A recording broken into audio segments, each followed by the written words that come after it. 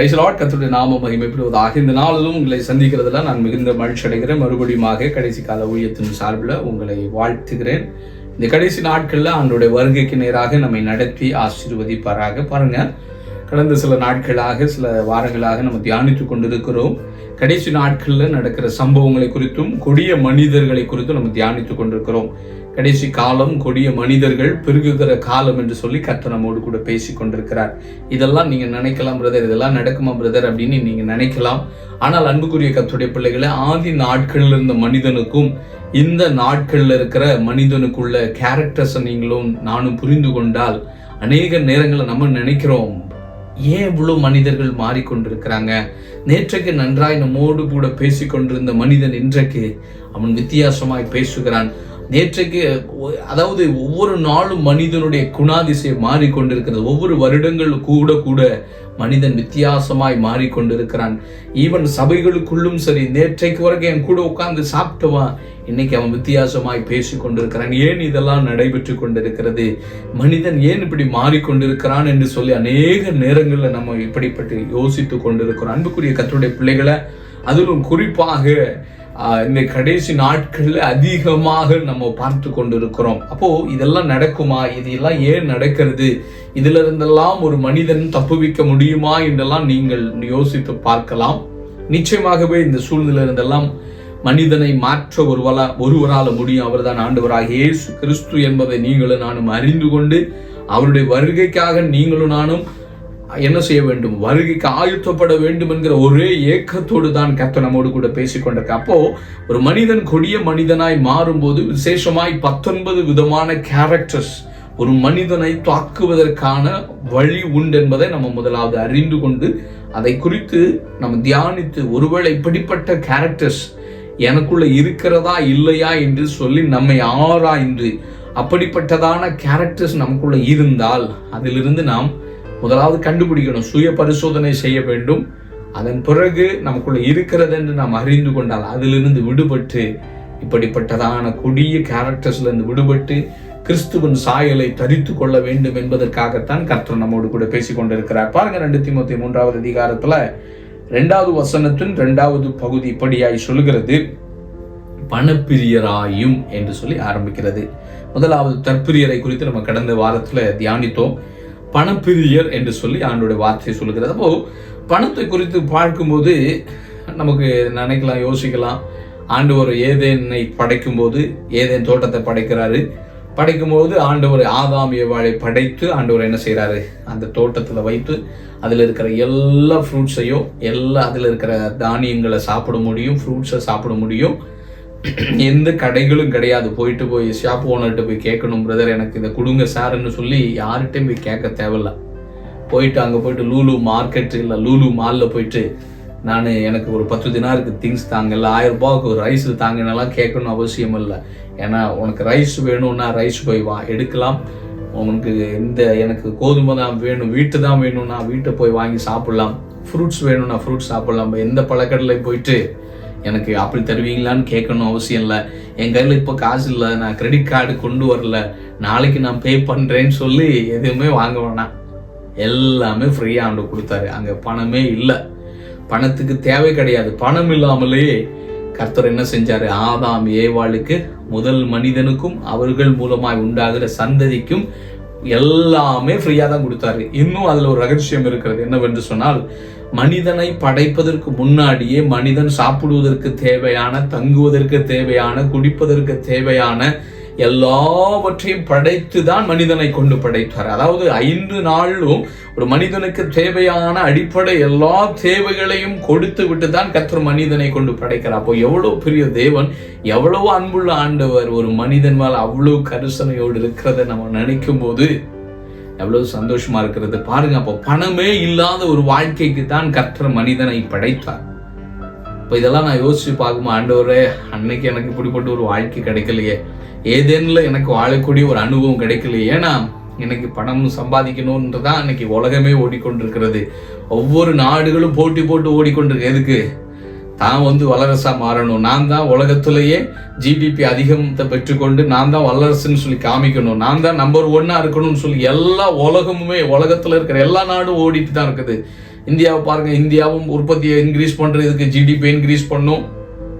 உலகத்துல நானும் பொருளாதாரத்துல நம்பர் 1 மாறணும். சைனா ஓடிக்கொண்டிருக்கிறது, நான் நம்பர் 1 மாறணும். அமெரிக்கா நானும் நம்பர் 1 தான் மாறணும். நான் வல்லரசா தான் இருக்கிறேன், ஆனால் இன்னும் இதெல்லாம் நான் நிலைத்திருக்கணும்னு சொல்லி ஓடிக்கொண்டிருக்குது கவர்மெண்ட், உலக நாடுகள். அதுக்குள்ள இருந்து தொழிலதிபர்கள் என்று சொல்லக்கூடியவங்க, ஹெலன் மாஸ்க்ன்றவர் ஆகட்டும், அதானி ஆகட்டும், இவர்கள் போன்றவர்கள் என்ன செய்யறாங்க, நாங்க நம்பர் 1 இருக்கணும், நான் தான் உலகத்துல நம்பர் 1 பணக்காரனா இருக்கணும்னு சொல்லி பணம் சம்பாதிக்கிறதுக்கு அவன் ஓடிட்டு இருக்கிறான். ஆனா ஒரு காரியத்தை புரிந்து கொள்ளணும், ஆண்டவர் வானத்தை பூமியை படைத்து மனிதனை படைக்கும் போது பணமே இல்லாம தான் படைத்து இந்த உலகத்தையே மனிதன் கையில தான் கொடுத்தாரு. ஏனென்று சொன்னால் ஆண்டவர் அவ்வளவு நல்லவர். ஹல்லேலூயா. ஆண்டவர் நல்லவர். ஆண்டவர் அதை தான் பார்த்து சொன்னார், படைத்த எல்லாவற்றையும் பார்த்து நல்லது என்று சொல்லி கண்டு சந்தோஷப்பட்ட தேவன் தான் கொஞ்சம் காலம் மாறும்போது அதே மனிதனை பார்த்து ஆண்டவர் துக்கப்படுறார். ஏன்டா இவனை படைச்சென்ற அளவுக்கு அவர் துக்கப்பட்டு மனஸ்தாபப்படுகிறார். காரணம் மனிதனுடைய பாவம். மனிதன் கொடிய மனிதனாய் மாற ஆரம்பித்த பிறகுதான் இந்த பூமியில பணம் வந்தது. ஒன்று வாங்கணும்னா ஒன்று கொடுக்கணும். ஏனென்று சொன்னால் மனிதன் ஏதேனும் துரத்தப்பட்டு அவன் வேர்வை சிந்தி வேலை செய்யணுன்றத ஆண்டவர் ஒரு சாபமா தான் கொடுத்தார்.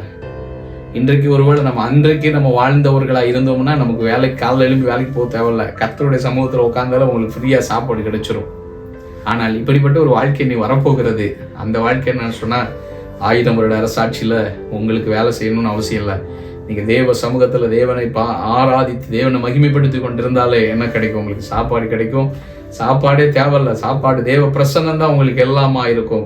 அங்க உங்களுக்கு தாகம் இல்லை, தண்ணீர் இல்லை, தாகமும் இல்லை, பசியும் இல்லை, உஷ்ணமும் இல்லாத ஒரு காலம் வரப்போகிறது. அதை நினைக்கும் போது பண ஆசை உங்களை விட்டு மாறி போயிடும். ஹல்லேலூயா. இன்னைக்கு பணம் கோடி கோடியா சம்பாதிச்சுட்டு காலில் எந்திரிக்கும் போது அக்கௌண்ட்ல இருந்து இன்னொருத்தன் திருடிட்டு போன மாதிரி தான் இன்னைக்கு வாழ்ந்து கொண்டு இருக்கிறோம். பணம் கோடி கோடி பணம் வச்சிருக்கிறவன் ஐயோ இவன் எவனா திருடிட்டு போவானான்றது பயந்துட்டு இருக்கிறானே. இன்றைக்கு காலையில் கூட நான் ஒரு சகோதரோடு கூட என் கூட வேலை செஞ்சுட்டு இருக்கிறவங்க கூட பேசிட்டு இருக்கோம். சொன்னாரு, பல லட்சங்கள் அக்கௌண்ட்ல இருக்குது, திடீர்னு பார்த்தீங்கன்னா அந்த டிரான்சாக்ஷனை யாரோ என்ன செஞ்சிருக்காங்க, தவறா யூஸ் பண்ணியிருக்காங்க. உடனடியாக கவர்மெண்ட் அலர்ட் ஆகி என்ன பண்ணிட்டாங்க, அந்த பேங்குக்காரன் அந்த அக்கௌண்ட்டை பிளாக் பண்ணிட்டாங்க. இல்லைன்னா பல லட்சங்கள் போயிருக்கும் காலையோட. அப்போ அவருக்குள்ள ஒரு பக்குன்னு இருக்குது, ஐயோ இவ்வளோ பணம் போயிடுச்சுன்னு என்ன ஆகுறது.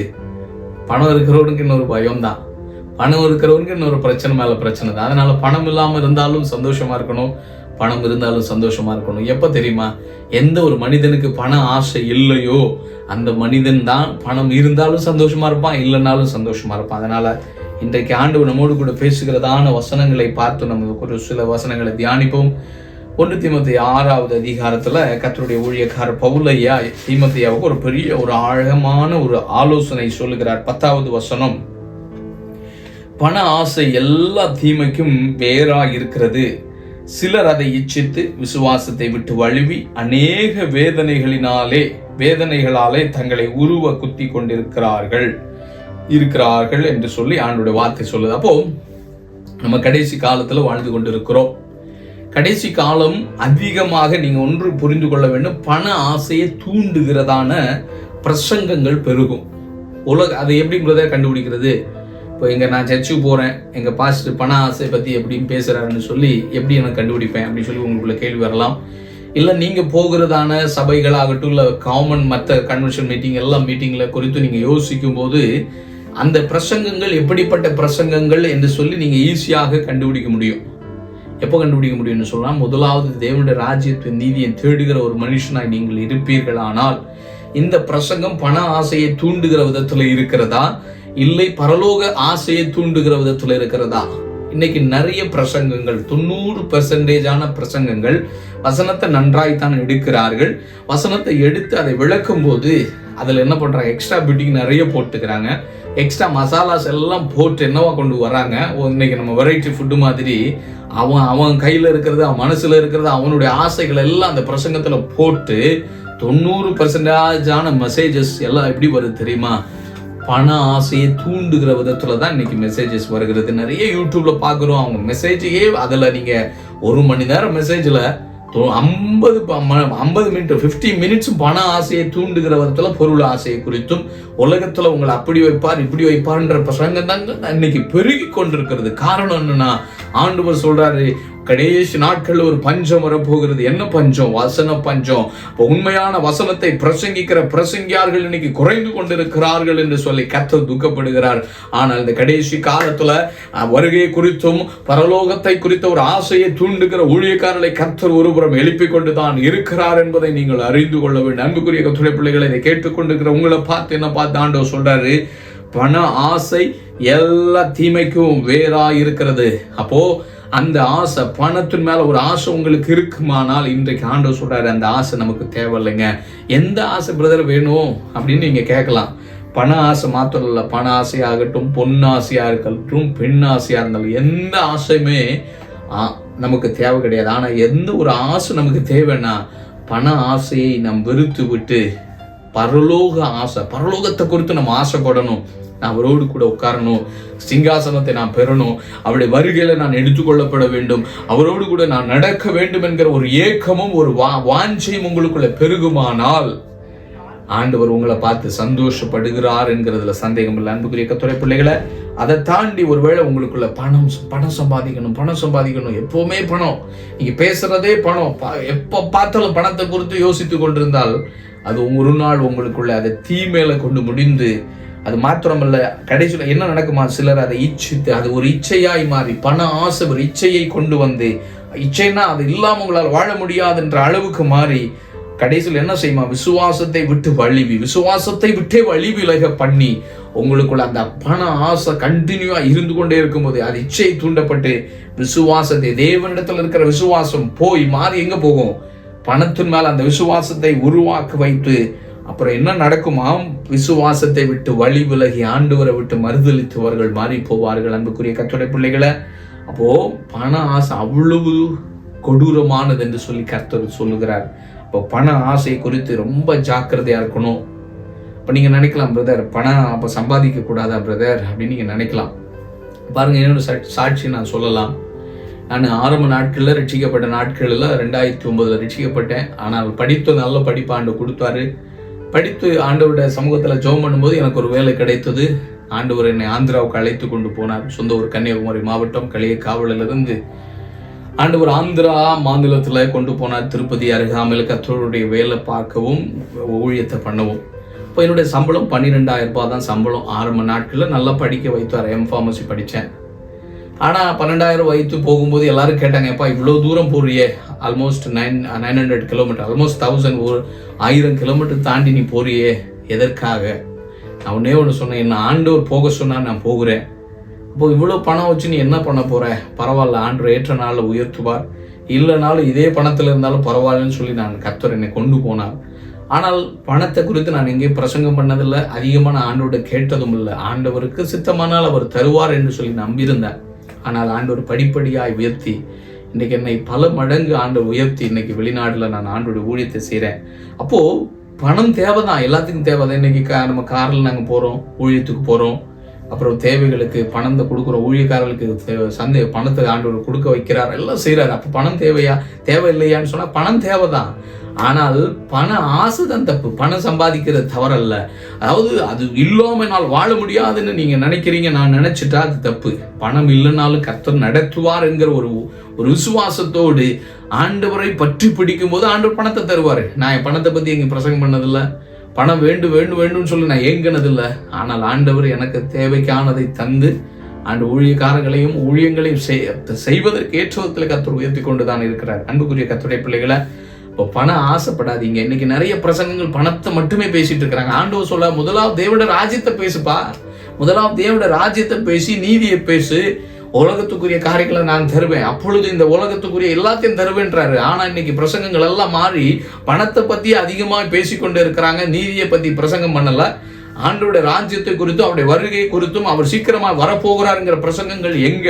உலகத்துல ஒண்ணு அப்படி வைப்பார் இப்படி வைப்பார், இப்படிப்பட்ட மெசேஜ் மட்டும்தான் அன்னைக்கு விரும்பி கேட்கிறாங்க. வருகை குறித்ததான ஆண்டோட ராஜ்யத்தை குறித்ததான பிரசங்கங்கள் கேட்பதற்கு ஆட்களுக்கு மனம் விருப்பம் இல்லாத காலம் தான் இந்த கடைசி காலம். அன்புக்குரிய கர்த்தருடைய பிள்ளைகளை, அப்போ இன்றைக்கு ஆண்டவர் நம்மோடு பேசிட்டு இருக்கிறாரு. பணப்பிரியர்கள் கடைசி காலத்துல பெருகுவார்கள், நிறைய இருக்குது. ஆனாலும் சுருக்கமாக நான் இதை முடிக்க விரும்புகிறேன். அப்போ உங்களுக்குள்ள எனக்குள்ள பண ஆசை இருக்கா இல்லையான்னு எப்படி கண்டுபிடிக்கிறது? ஒரே ஒரு சுய பரிசோதனை தான். 1 தீமோத்தேயு 6வது அதிகாரத்துல 6வது வசனம் இப்படியாய் சொல்லுகிறது, போதுமென்கிற மனதுடனே கூடிய தேவ பக்தியை மிகுந்த ஆதாயம் என்று சொல்லி ஆண்டோட வார்த்தை சொல்லுது. அப்போ நீங்க எப்படி இதை நம்ம மேற்கொள்ளணும், இல்ல உங்களுக்கும் எனக்கும் பண ஆசை இல்லைன்றத கண்டுபிடிக்கிறது எப்படி என்று சொன்னால், போதும் என்கிற மனது. இப்போ உங்களுக்கு 10,000 ரூபாய் சம்பளம் இருக்குது, இல்ல 20,000 ரூபாய் சம்பளம் இருக்குன்னா, ஆண்டவரே இந்த 20,000 ரூபாய் கொடுத்ததுக்காக ஸ்தோத்திரப்பா. நீங்க உங்களுடைய சம்பளத்தை காட்டிலும் அதிகமா உள்ளவங்களை நீங்க கம்பேர் பண்ணக்கூடாது. 50,000 ரூபாய் இருக்கிறவனா நீ பார்த்து, ஐயோ அவனுக்கு 50,000 ரூபாய் இருக்குது, அவன் இயேசுவை தேடவும் இல்லை, உபவாசம் இருக்கவும் இல்லை, அவனை இயேசுவை அறிந்து கொள்ளவும் இல்லை, ஆனா அவனுக்கு 50,000 ரூபாய் இருக்கு, எனக்கு 20,000 தானே அப்படின்னு நினைச்சிட்டுன்னா போதும் என்கிற மனசே வராது. நம்ம எப்படி நினைக்கணும், ஆண்டவரே என்னுடைய தகுதிக்கு ஏற்ற விதத்துல என்ன பிளஸ் பண்ணியிருக்கீங்க, என்னுடைய படிப்புக்கு ஏற்ற விதத்துல நீங்க எனக்கு 20,000 ரூபாய் தந்திருக்கீங்க, அதற்காக ஸ்தோத்திரம் சொல்லி இந்த 10,000 20,000க்குள்ள என்னுடைய செலவுகளை அடக்கக்கூடிய கிருபை தாங்கன்னு சொல்லி நீங்க ஆண்டவரிடத்துல நீங்க ஒப்பு கொடுத்து காரியங்களை செய்யும் போது, ஆண்டவருக்கு கொடுத்து நீங்க செய்யும் போது ஆண்டவர் அதை பார்ப்பாருப்பா, கொடுத்த சம்பளத்துல போதும்னு இருக்கிறான், அதுல அவன் மீதி எடுத்து ஊழியத்துக்கு கொடுக்குறான், எனக்கு தருகிறான், ஏழைகளுக்கு இறங்குகிறான் என்றெல்லாம் பார்த்து ஆண்டவர் அடுத்த பிளெஸிங் உங்களுக்கு தருவாரு. ஆனா அதையெல்லாம் விட்டுட்டு நீங்க மற்றவங்களை கம்பேர் பண்ணி அதிகமா இருக்கிறவங்களை பார்த்து ஐயோ எனக்கு இல்லையேன்னு நீங்க நினைச்சிட்டீங்கன்னா உங்களுக்குள்ள ஒரு கவலை வரும், உங்களுக்குள்ள ஒரு சமாதானம் போயிடும். அப்புறம் நீங்க எப்பவுமே என்ன பண்ணிட்டு இருப்பீங்க, இதையே குறித்த யோசனையோடு நீங்க வாழ்வீங்க. உங்களுடைய போதும் என்கிற மனது மாறிவிடும், தேவ பக்தி மாறிவிடும். ஆண்டவரோடு கூட நீங்க நடக்கிறதுல நீங்க என்ன செய்வீங்க, சறுக்கல் உண்டாகும், விசுவாசத்துல போராட்டம் உண்டாகும், விசுவாசத்தை விட்டு விலகி போகக்கூடிய சூழ்நிலை உண்டாகும். அதனால அன்புக்குரிய கர்த்தருடைய பிள்ளைகளை, உங்களுக்குள்ள இன்னைக்கு ஆண்டவர் நம்மை பார்த்து பேசுறாரு. இன்னைக்கு ஒருவேளை இதை பார்த்து கொண்டிருக்கிற ஊழியக்காரர்கள் உங்களை பார்த்து பேசுறாரு, இதை பார்க்கிற சபை மக்களை பார்த்து பேசுறாரு, ஒருவேளை ஆண்டவர் அறியாத ஜனங்களை பார்த்து பேசுறாரு. இன்னைக்கு உலகம் எதுக்கு பின்னாடி ஓடிட்டு இருக்குது, சினிமா பணத்துக்கு முன்னாடி ஓடிட்டு இருக்கிறது, உலக பிசினஸ் எல்லாம் பணம்னு ஓடிக்கொண்டிருக்கிறது. ஆனால் கர்த்தருடைய ஊழியக்காரனே, நீயும் பணத்துக்கு பின்னாடி ஓடினால் உனக்கும் அவங்களுக்கு என்ன வித்தியாசம்? அதனால பண ஆசையை வெறுத்து கர்த்தருடைய ராஜ்யத்தை குறித்த, பரலோக ராஜ்யத்தை குறித்த ஆசையில வளருவோம். பணங்கள் தானாய் உங்களுடைய தேவைகளை கர்த்தர் சந்திக்க அவர் போதுமானவராக இருக்கிறார். கடைசி நாட்கள்ல பணப்பிரியர்கள் உருவாகி தீமையான காரியங்களை செய்து அநேகரை பாவத்தில் வஞ்சித்து விழத்தொள்ளும்படிக்கான கள்ள ஊழியக்காரர்கள் எழுப்பிக் கொண்டுதான் இருக்கிறார்கள். அவர்களுக்கு பின்னாடி போகாதீங்க, அப்படிப்பட்ட மெசேஜஸை கேட்காதீங்க. பண ஆசையை தூண்டுகிற மெசேஜஸை கேட்காம பரலோக ஆசையை தூண்டுகிற மெசேஜை கேட்போம். கர்த்தருடைய பிள்ளையாய் மாறுவோம். கொடிய மனிதர்களாய் இல்லாமல் கர்த்தரை அறிகிற அறிவுல வளர்ந்து கர்த்தருடைய சாயலை தரித்து கொண்டு அவருடைய பிள்ளையாய் நிலைத்திருப்போம். கர்த்தர் இந்த வார்த்தைகள் தாமே உங்களை ஆசீர்வதிப்பாராக. கர்த்தாவை கேட்ட வசனத்திற்காய் நன்றி. 30, 60, 100 மடங்கு கர்த்தர் கனி கொடுக்க உதவி செய்யுங்க. உடைய வருகை காயங்களை ஆயத்தப்படுத்தும் இயேசுவின் நாமத்தில் பிதாவே, ஆமென், ஆமென்.